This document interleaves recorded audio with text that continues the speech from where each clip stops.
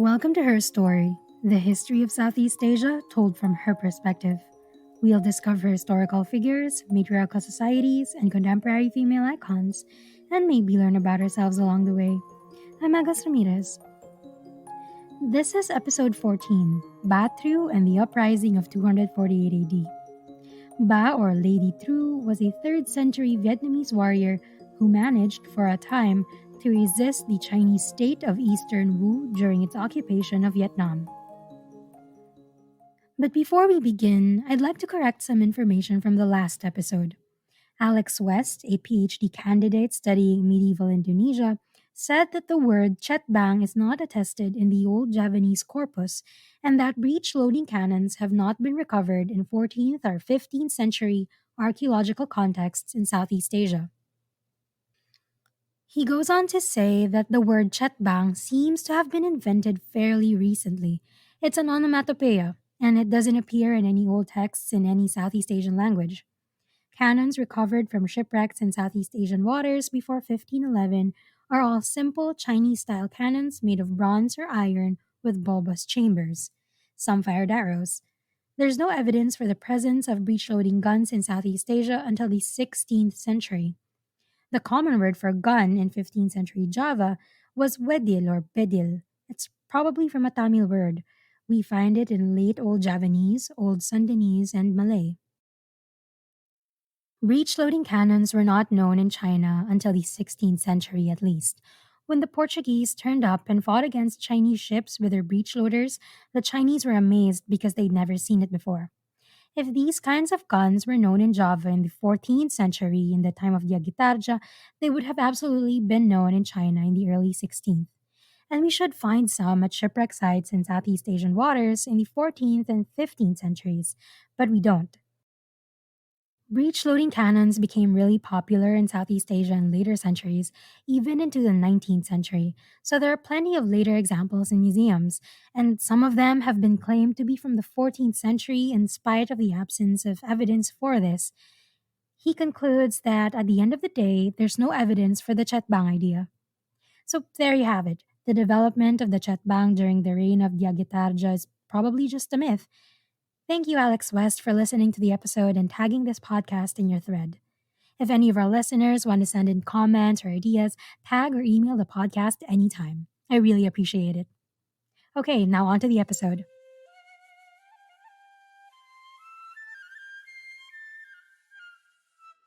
This is the story of an uprising that is, as usual, part of a larger story of warring families, disputed territories, and the quest for power and domination that has shaped much of history. The circumstances behind this particular uprising can be traced more or less to 221 AD, or the founding of the state of Eastern Wu in China. Around this time, Pu Qi led an army of 10,000 to resist Liu Bei, founder of the Shu Han dynasty, who was marching down the Yangtze. After defeating Liu Bei, Pu Qi remained in Hunan to track down bandits and pacify the population.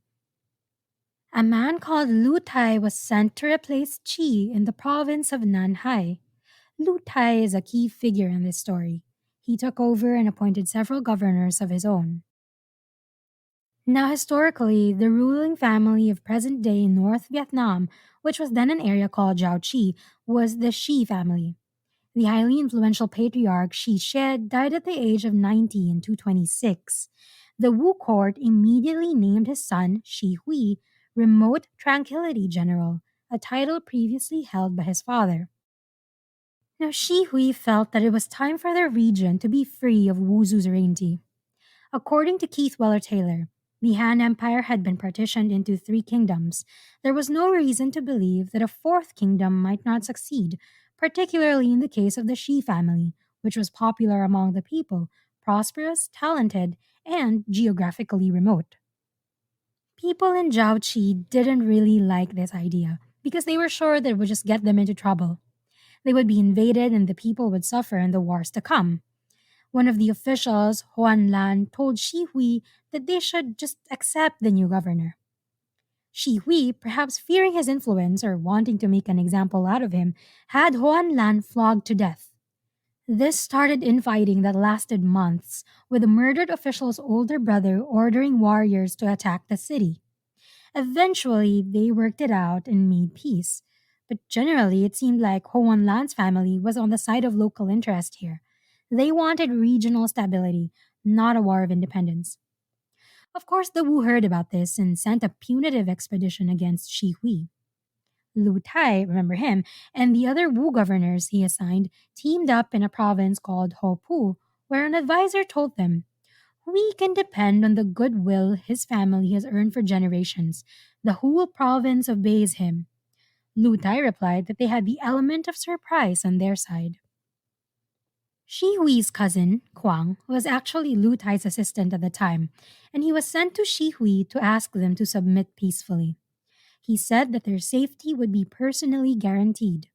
Shi Hui was not prepared to fight, so he led his brothers and sons, 6 men in all, to meet with Lu Tai. What do you think happened? Would Lu Tai honor his word and keep the Shi family safe once they surrender? Or would he dare double cross them? 5 seconds to pick an answer.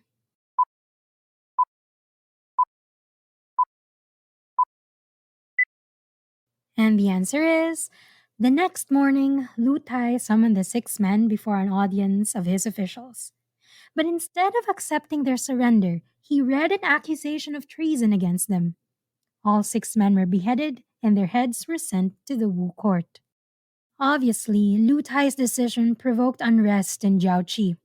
Hoan Tri, the elder brother of the previously murdered official, joined forces with Shi Hui's remaining generals to fight Lu Tai. However, they did not win, and after pacifying Jiaoqi, they moved to Kuchan, where he killed or captured 10,000 people. Surviving members of the Shi family were subsequently executed. Commercial profits that previously went to the Shi family now went directly to the Wu coffers. Lu Tai was not gaining popularity among the Vietnamese, obviously. Now let's focus on Kuchan, and I'm sorry for mispronouncing this, but I couldn't find a guide anywhere. While Lu Tai had conquered Kuchan, his rule was not established there. There's another player, Lin Yi of the Lin Yi dynasty, who was fighting a war with the Chinese on the border of Kuchan. And when Lu Tai was summoned to deal with an uprising somewhere else, the people of Kuchan seized the opportunity to rebel. Here, a 23-year-old woman known as Ba Trieu rallied the rebels and led them in a fresh march northward. You've heard of the terms colonization or decolonization in bits and pieces. But do you find European colonization too broad and too complicated to get into? Well, there is now a podcast for you. Join me, Fidelity, on an introduction through the history of colonization. We will cover not just the major wars and conquests that took place, but also the perspectives of people who have been neglected in the grand Eurocentric narrative of discovery in colonial lens.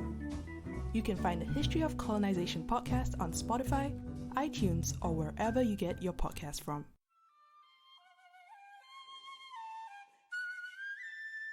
Ba Trieu grew up during the Three Kingdoms period of China, in which the Eastern Wu dominated many Vietnamese territories.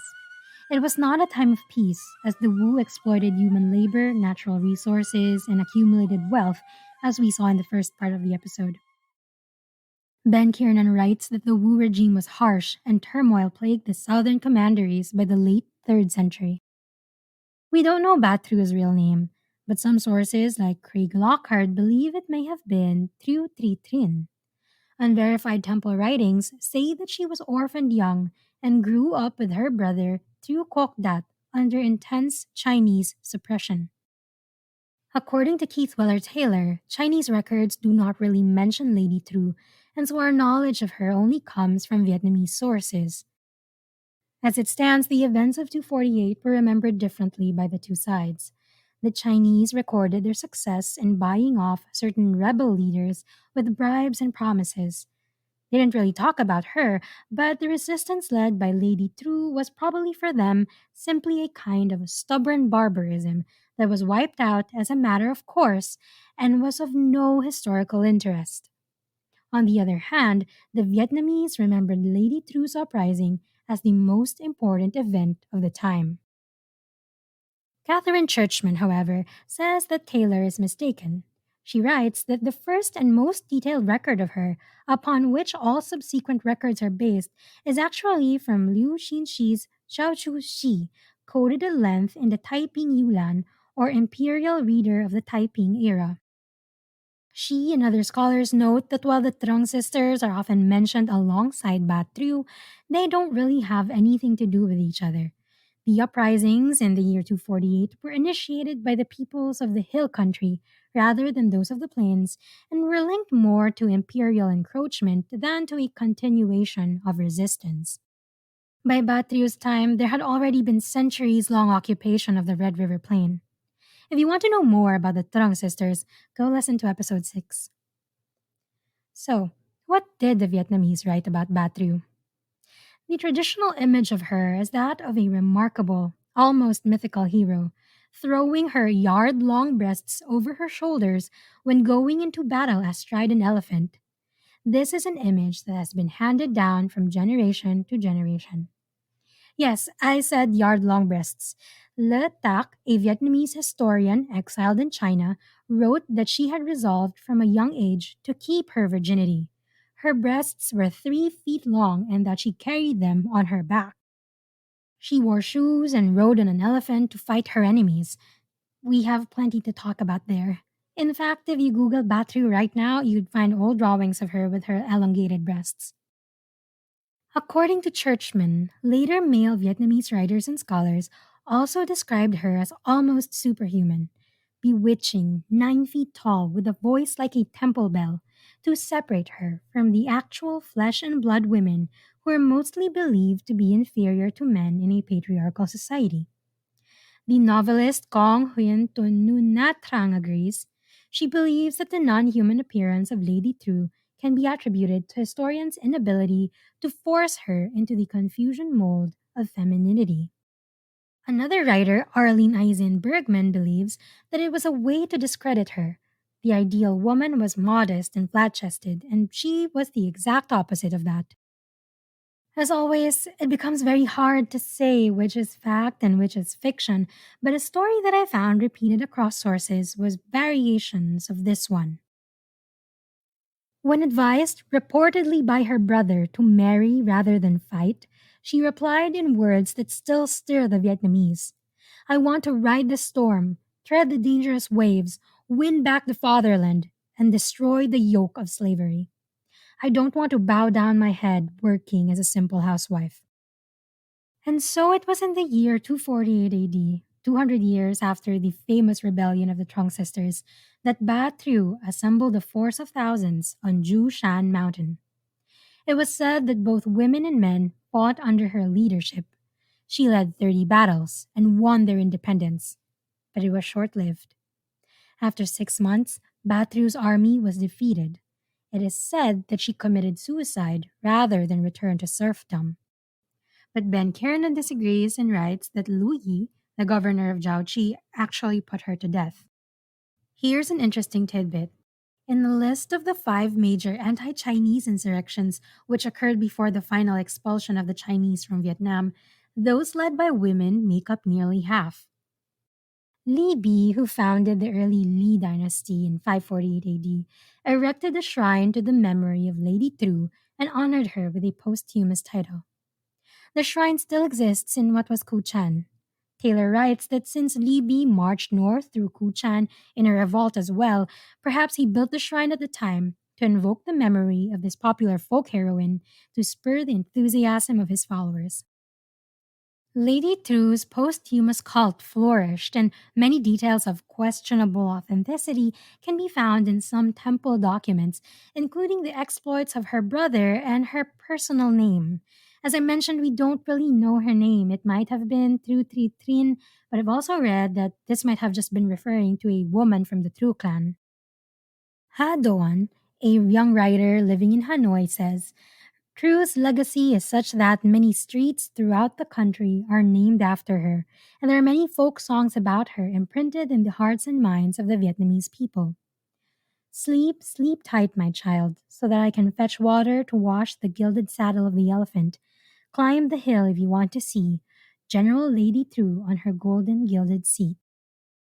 Also, during the early Li dynasty in the 6th century, and recognizing Batriu's loyalty and courage, King Namde awarded her the highest title in the country, truest and bravest First Lady.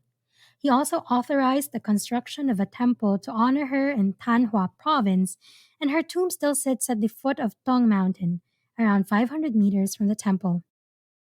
Every year on the anniversary of her death, which is February 22nd in the lunar calendar, a festival is held to commemorate her.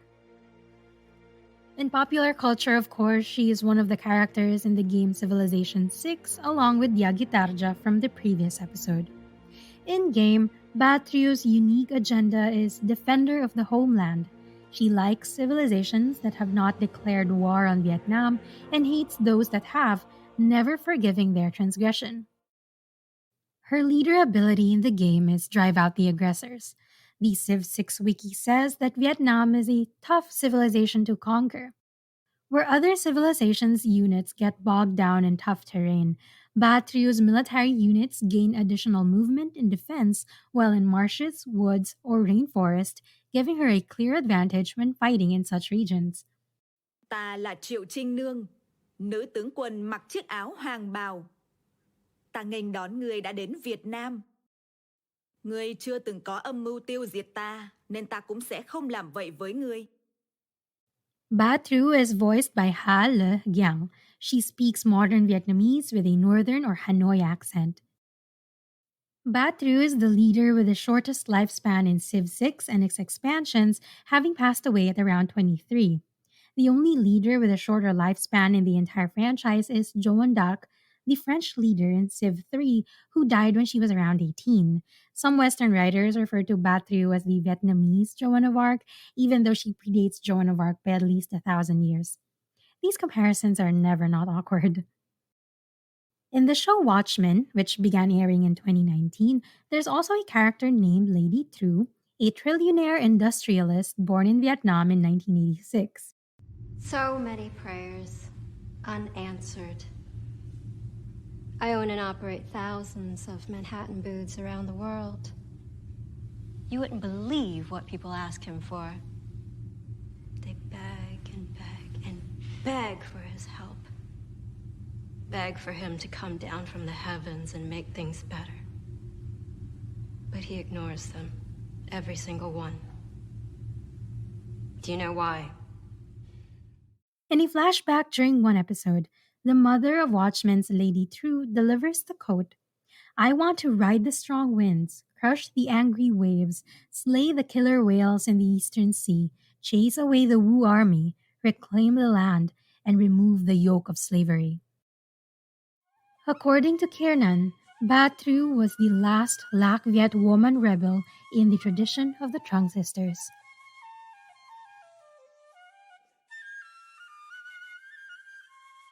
Producing a podcast like this takes a lot of time and research.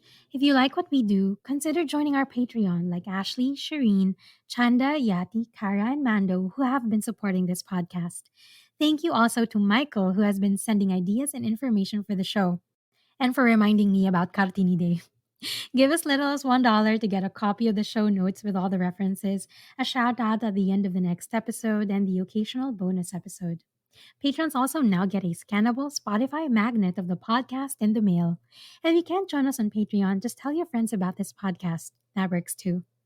Don't forget to follow us on Facebook, Twitter, and Instagram at Her Story CPod. That's Her Story SEA Pod. Next time, we're rounding out Season 1 with the story of Queen Suriyothai of the 16th century Ayutthaya period of Siam, who died in the defense of her husband in a battle during the Burmese-Siamese War of 1547 to 1549. After that, we're leaving the Age of Commerce and entering the colonial period. But I will continue to upload Age of Commerce episodes on the Patreon, starting with Nyaigede Pinate, a Chinese Muslim trader who rose to prominence towards the end of the Majapahit Empire. There are so many more stories to tell, and we're just getting started. This podcast was written, hosted, and edited by Agus Ramirez. Thank you for listening, and we hope to see you again next time. Sampay jom palagi! Hi, we're Tuk Tuk Box. We're passionate food lovers and culture junkies dedicated to telling the stories of our diaspora. We're an online retailer focused on showcasing Southeast Asian culture and experiences through food. We offer an array of Southeast Asian subscription boxes and products through our partnerships with vetted small business owners and local farmers. Everything we offer is exclusively a product of Southeast Asian entrepreneurs, creatives, and chefs, made using carefully crafted ingredients and recipes from our own community. We are proud to share refugee, migrant, and intergenerational stories in every box we produce. We also hope to shed light on the stories of Southeast Asian changemakers and leaders. Through this platform, it is our goal to bridge the gap between the rich history and culture of our ancestors and homeland to our growing audience. In telling these stories, we aim to foster conversations around racism and colorism in our society, ultimately helping make social change. We are 100% Southeast Asian owned and female founded. Check out our various products now on our website, tuktukbox.com. You can find us on Instagram, Facebook, and TikTok under @tuktukbox. Hope you discover something new. Stay safe and stay snacking.